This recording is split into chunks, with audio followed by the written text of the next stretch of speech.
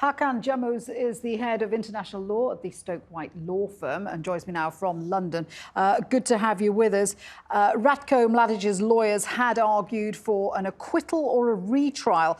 Was there any doubt in your mind that his appeal would fail? Oh no, he is a convicted war criminal, and the world has seen by the judgment of the tribunal once again that he is an embodiment of an evil Bosnian war, where he thought he had the immunity to sparingly murder innocent civilians, has now come to an end where the tribunal have shown to the world that you don't have an immunity, and justice delayed does not mean justice is not going to happen. As you can see, justice is served.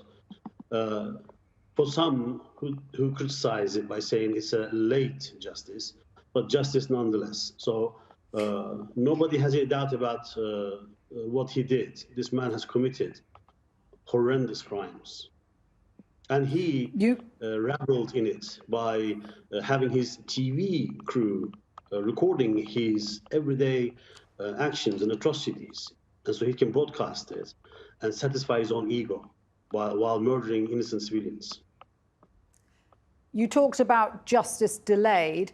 It has been a very long process, hasn't it? Mladic was arrested in 2011, so it's taken nearly a decade for victims' families to see him finally held to account. Why has the process taken so long?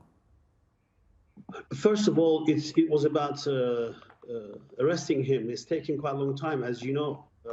And then the process, of course, because justice, for it to be served, must be quite a smooth process where every party has a right to lay their arguments. Even though we all have seen him did what he did during the conflict, he still has a right to fair trial.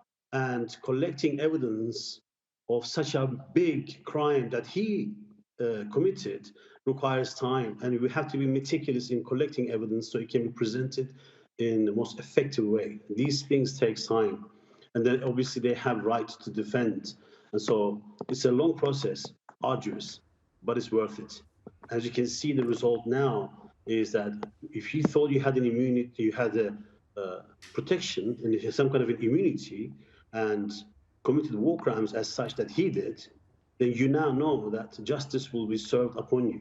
This decision is historical and it's important. It's another milestone in development and progression of international law, and we're happy.